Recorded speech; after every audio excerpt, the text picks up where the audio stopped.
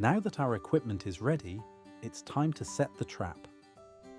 Phlebotomine sandflies usually live close to animals and sheltered places like stone walls, cracks, and animal shelters. That's why locations like this chicken coop are perfect sampling sites. This is a CDC miniature light trap, one of the most commonly used tools for collecting sandflies. The trap is usually placed so that the collection net hangs about ½ meter above the ground. However, in places like animal shelters or stables, it may be positioned higher. Choosing the right spot takes experience. A trained medical entomologist can quickly recognize the microhabitats where sandflies are most likely to be active.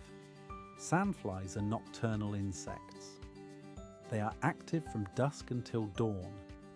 That means traps are usually installed shortly before sunset and left running throughout the night. The trap works with a small light that attracts insects and a fan that pulls them into the collection net. These traps run on a 6-volt battery. A fully charged battery can power the trap for up to 48 hours, which means 2 nights of sampling if needed. When placing the battery in the field, it's important to protect it from rain and moisture. We also try to position it discreetly so that it doesn't attract unnecessary attention. Once everything is set, the trap is left to work overnight. In the morning, we return to collect the samples. To collect as many live sandflies as possible, we arrive early in the morning.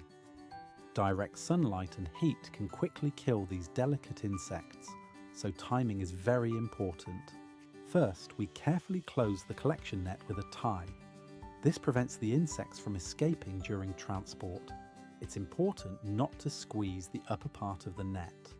Sandflies tend to move upward toward the exit, and rough handling can easily damage them. The first step is to collect live specimens. Using an aspirator, we gently collect live sandflies from the net. If live specimens are not needed, the easiest way to immobilize the insects is freezing. The collection net is placed in a freezer at -20 degrees Celsius for about 30 minutes. After freezing, the insects are poured into a sorting tray lined with white paper. A single trap can contain many different insects, so sorting is the next important step. We first separate the largest insects, then mosquitoes and sandflies, and finally the smallest ones such as culicoides if present. Sandflies are usually stored in small tubes called microcentrifuge tubes. Depending on the analysis, specimens may be separated according to whether they contain blood in the abdomen.